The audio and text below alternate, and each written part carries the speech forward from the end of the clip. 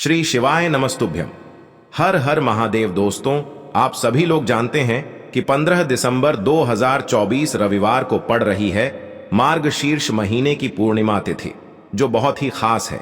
और दोस्तों, ये वो पूर्णिमा तिथि है जो कि मार्गशीर्ष महीने में रविवार को पड़ रही है, तो इस दिन का महत्व और भी अधिक बढ़ जाता है। और दोस्तों, इसी दिन किया जाने वाला पंडित जी द्वारा बताया गया एक लाल फूल और एक सफेद फूल वाला उपाय आप लोगों को जरूर करना चाहिए, क्योंकि दोस्तों, ये एक ऐसा उपाय है जो कि हर दिन नहीं किया जाता। मार्गशीर्ष महीने में जो पूर्णिमा तिथि आती है उसी दिन किया जाता है। अगर आप लोगों ने इस उपाय को नहीं किया है या किसी कारणवश नहीं कर पाए हो, तो इस दिन इस उपाय से मत चूकना। दोस्तों देखिए, ये दिन इतना खास होता है, इतना महत्वपूर्ण होता है, देखा गया है कभी कभी बड़े बड़े पूजा पाठ अनुष्ठान से जो मनोकामना पूर्ण नहीं होती है, वह मार्गशीर्ष महीने की पूर्णिमा के दिन एक छोटे से उपाय करने से ही आपकी मनोकामना पूर्ण हो जाती है। और बहुत सारे लोगों ने इस उपाय को किया भी है और उनको इस उपाय को करने का फल भी जरूर मिला है। अगर आप लोग भी इस उपाय को इस पूर्णिमा के दिन करना चाहते हैं, तो आप इस उपाय को पहले अच्छे से समझ लेना, सुन लेना, उसके बाद करना। आपको इस उपाय का फल जरूर मिलेगा, आपकी सभी मनोकामनाएं पूरी हो जाएंगी। दोस्तों, हम आपको यहाँ पर बता दें कि यह जो एक लाल फूल और एक सफेद फूल वाला उपाय है, ये उपाय पंडित जी ने अपनी अभी की शिव महापुराण की कथा में ही बताया है। और इस उपाय को करने से आपके घर में चाहे किसी भी प्रकार की दुख और समस्या क्यों ना चल रही हो, आपको उसका कारण भी नहीं पता है कि भाई ये समस्या किस कारण से चल रही है, उसका कुछ भी कारण हो सकता है। जैसे पितृदोष हो सकता है, काल सर्प दोष हो सकता है, या किसी भी तरह का मंगल दोष भी हो सकता है। और भी बहुत तरह के दोष होते हैं, कुछ भी हो सकता है। पर आपको इस उपाय को करने के लिए अपने दोष को पता लगाने की भी जरूरत नहीं है। आपके घर में किस कारण से इतनी दुख और परेशानी आ रही है, वह भी आपको पता लगाने की जरूरत नहीं है। बस रविवार की पूर्णिमा के दिन इस उपाय को कर लेना, क्योंकि इसी एकमात्र उपाय को करने से आपके पूरे घर परिवार में सुख और शांति हो जाएगी। आपके घर में अच्छे अच्छे काम होने लगेंगे। आपकी जो भी मनोकामना होगी वह भी धीरे धीरे करके पूर्ण होना शुरू हो जाएंगी। अब हम समझते हैं इस एक लाल फूल और एक सफेद फूल वाले उपाय को आपको करना कैसे है, किसको करना है, किस समय करना है और कैसे करना है। देखो, उपाय बिल्कुल आसान है, बस समझने वाली बात है। ध्यान से समझिए, उसके बाद ही आप लोग जो है इस उपाय को जरूर कीजिएगा। सबसे पहली चीज हम लोग ये समझते हैं कि इस एक लाल फूल और एक सफेद फूल वाले उपाय को इस आने वाली पूर्णिमा के दिन किसको करना है। तो देखिए, इस उपाय को घर के सभी सदस्यों को करने की बिल्कुल भी जरूरत नहीं है। घर में से कोई एक मुख्य बड़ा सदस्य ही इस उपाय को करेगा, तो उस घर परिवार के सभी सदस्यों को इस उपाय को करने का फल मिल जाएगा। पर वो बड़ा सदस्य कौन होगा, कौन व्यक्ति इस उपाय को करेगा, तो यहाँ पर देखिए, हम आपको बता दें, घर की जो बड़ी माताएं बहनें होंगी, घर की बड़ी माताओं बहनों में से कोई भी एक माता बहन इस वाले उपाय को कर सकती है। अपने पूरे घर परिवार के लिए घर में सभी सदस्यों को इस उपाय को करने की जरूरत नहीं है। मात्र घर की जो बड़ी माताएं बहनें हैं, उनमें से कोई भी एक माता बहन इस वाले उपाय को करेगी, तो उसके घर परिवार के पूरे सदस्यों को इस उपाय का फल मिलेगा। अगर किसी कारणवश माताएं बहनें घर में उपस्थित ना हो या वो इस उपाय को ना कर रही हो, कुछ दिक्कत हो, तो भाई उस जगह पर फिर घर का कोई बड़ा व्यक्ति भी इस उपाय को कर सकता है। माताओं बहनों के कहने का मतलब ये था कि माताएं बहनें घर की लक्ष्मी होती है। जब घर की लक्ष्मी कोई उपाय करती है, तो निश्चित ही भगवान शिव जी बहुत जल्दी प्रसन्न होते हैं और उपाय का फल में बहुत जल्दी और बहुत बड़ा करके भी यहां पर देते हैं। तो आप लोग ये बात समझ गए होंगे। अब हम ये बात समझते हैं इस वाले उपाय को हमें करना किस समय है।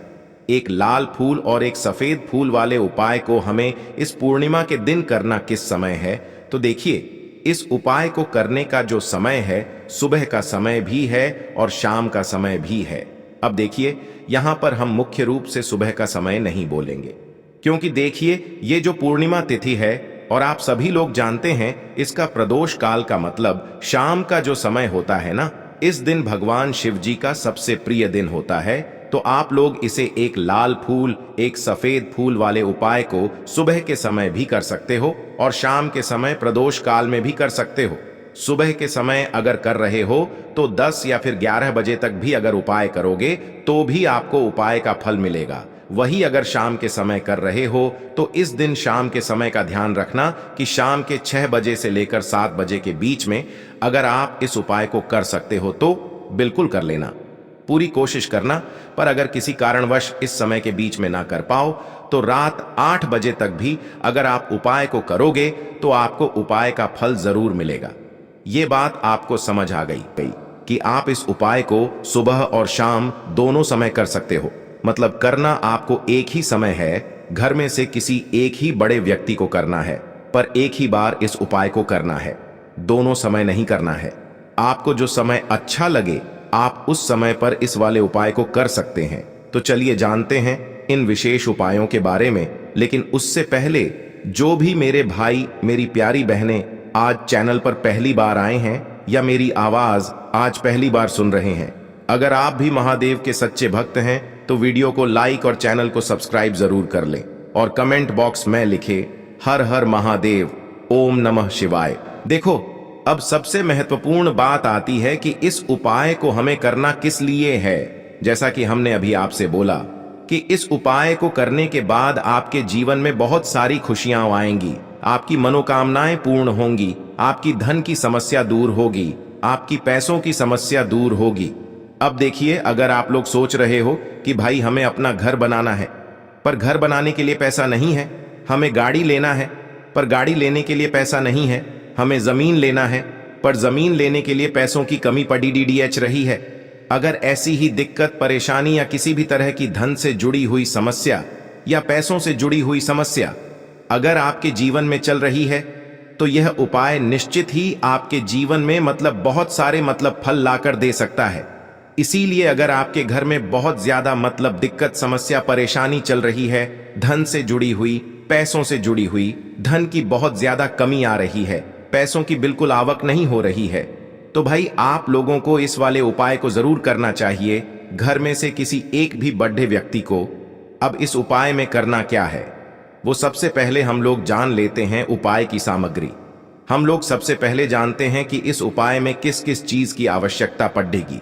तो देखिए, उपाय का नाम तो एक लाल फूल और एक सफेद फूल वाला उपाय है, पर इस उपाय में कुल मिलाकर 4 सामग्री हमें लगने वाली है, जो कि पंडित जी ने खुद सीहोर वाली कथा में बताया है। और जो हम आपको उपाय बताते हैं वो पंडित जी द्वारा बताए गए होते हैं, अलग से हम कुछ भी नहीं बताते हैं। तो यहाँ पर हम लोग समझते हैं कि इस उपाय की सामग्री क्या है। तो देखो, उपाय की जो सामग्री है वो 4 सामग्री है, जिसमें से सबसे पहली सामग्री है एक बेलपत्र। देखो, बेलपत्र क्या होती है? बेलपत्र जो शिव की शिवलिंग पर चढ़ती है। दूसरी चीज है एक शमी पत्र, शमी पत्र वो जो शिवलिंग पर ही चढ़ता है। तीसरी चीज है दोस्तों एक लाल फूल, जो उपाय का नाम है। तो एक यहां पर आपको लाल फूल लेना है। अब ये लाल फूल कौन सा लेना है? देखो, शिवलिंग के ऊपर जो लाल फूल चढ़ता हो उनमें से कोई भी एक लाल फूल पसंद कर लेना और वो कहीं से तोड़कर या कहीं से खरीद कर लेकर आना और उस लाल फूल को उपाय में प्रयोग कर लेना। उसके बाद में एक सफेद फूल का विशेष रूप से ध्यान रखना। जो सफेद फूल शिवलिंग पर चढ़ता हो सिर्फ वही सफेद फूल लेकर आना, इसके अलावा कुछ मत लेकर आना, लेकिन केतकी का मत लेना। तो एक एक मात्रा में ही आपको ये चारों सामग्री चाहिए, एक बेलपत्र, एक शमी पत्र, एक लाल फूल और एक सफेद फूल। ये चारों सामग्री आप लोग तैयार करके रख ले। प्रदोष काल में या सुबह के समय जब भी आप इस उपाय को कर रहे हैं, जैसे ही आपके उपाय की सामग्री तैयार हो जाती है तो क्या हम सीधा उपाय को करने के लिए इन चारों सामग्री को लेकर उपाय करने के लिए जा सकते हैं? नहीं, तो यहां पर आपको इस बात का ध्यान रखना है कि हम भगवान शिव जी को प्रसन्न करने के लिए तो जा रहे हैं, हम अपनी मनोकामना को पूर्ण करवाने के लिए तो जा रहे हैं, पर हमें यह दर्शाना बिल्कुल भी नहीं है कि हम सिर्फ अपने फायदे के लिए भगवान शिव जी के मंदिर में आए हैं। इसलिए हम इस उपाय को करने के साथ में भगवान शिव जी की पूजन अर्चना के लिए कुछ सामग्री भी जरूर लेकर जाएंगे। जैसे कि सुबह के समय अगर आप उपाय को कर रहे हो इस एक लाल फूल और एक सफेद फूल वाले उपाय को तो भाई सुबह के समय आपको एक लोटा जल लेकर जाना है। जो लोग प्रतिदिन शिव जी के मंदिर जाते हैं, पूजन अर्चना करते हैं, जल चढ़ाते हैं, फूल बेलपत्र सब कुछ चढ़ाते हैं, भाई वो अपनी पूजन अर्चना वैसी की वैसी ही करना। बाकी जो सिर्फ उपाय को करने के लिए जा रहा है, जो कुछ भी लेकर नहीं जा रहा है, उसे कम से कम एक लोटा जल अपने घर से जरूर भर कर लेकर जाना। अगर आप उपाय को कर रहे हो, है ना, क्योंकि इस वाले उपाय को आप भगवान शिव जी की पूजन अर्चना करने के बाद ही करना। वहीं अगर बात करें शाम के समय की, अगर कोई व्यक्ति शाम के समय प्रदोष काल में इस वाले उपाय को कर रहा है, तो भाई आपको मात्र एक घी का दीपक तैयार करना है। ये बात हम हमेशा बोलते हैं, शाम के समय प्रदोष काल में कोई कर रहे हो ना, तो दीपक का विशेष महत्व होता है। प्रदोष काल में जो भी व्यक्ति दीपक जलाता है ना भगवान शिव जी के मंदिर में, भाई उसके जीवन से सारी दुख और परेशानियां भी दूर होती हैं। तो भाई इस दिन दीपक का विशेष रूप से ध्यान रखना आप लोग। अगर आप इस उपाय को शाम के समय प्रदोष काल में कर रहे हो, है ना, ये जो दीपक आप लोग लोगे ये आटे का लोगे। जो आटा आप गूंद दोगे उसके अंदर कुछ भी मत डालना, मात्र साधा आटा लगाकर उसे तैयार कर लेना और एक मीडियम साइज का दीपक तैयार कर लेना।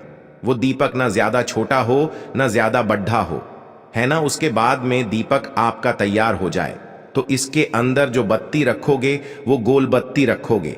देखो गोल बत्ती भी दो तरह की होगी, एक बाजार की और एक घर वाली। तो कोशिश करना अपने घर में जो रुई रखी हुई है उस रुई से आप लोग एक गोल बत्ती अपने ही हाथों से बनाओ। उपाय का फल अच्छा मिलता है, भगवान शिव जी जल्दी प्रसन्न होते हैं। जब हम किसी भी उपाय को अपने हाथों से परिश्रम करके तैयार करते हैं तो आपको उस दीपक के अंदर एक गोल बत्ती रख देनी है। इसके अंदर जो चीज आप लोग डालोगे वो डालोगे। शुद्ध देसी गाय का घी। इस बात का विशेष रूप से ध्यान रखना, क्योंकि भगवान शिव जी का सबसे प्रिय दिन और प्रिय समय पर हम लोग इस वाले उपाय को कर रहे हैं। तो थोड़ा सा शुद्ध देसी गाय का घी इतना डालना कि वो दीपक कुछ समय तक चल सके ना। बाजार वाला मिलावटी घी डालना, न भैंस का घी डालना। शुद्ध देसी गाय का घी आपको ढूंढने में थोड़ी मतलब मेहनत लगेगी और महंगा भी मिलेगा, पर गाय के घी से भगवान शिव जी प्रसन्न होते हैं और उसी शुद्ध देसी गाय की घी से घर में बरकत भी बनी रहती है और हमारे घर में सुख शांति भी बनी रहती है। इसलिए इस शुद्ध देसी गाय का घी को अपने घर में हमेशा रखा करो। वो भगवान शिव जी के कार्यों में भी उपयोग में आता है और उपायों में भी हम लोग प्रयोग कर सकते हैं। तो यहां पर आपकी सारी तैयारियां हो चुकी हैं। उपाय को करते समय शुद्धता का विशेष रूप से ध्यान रखिएगा।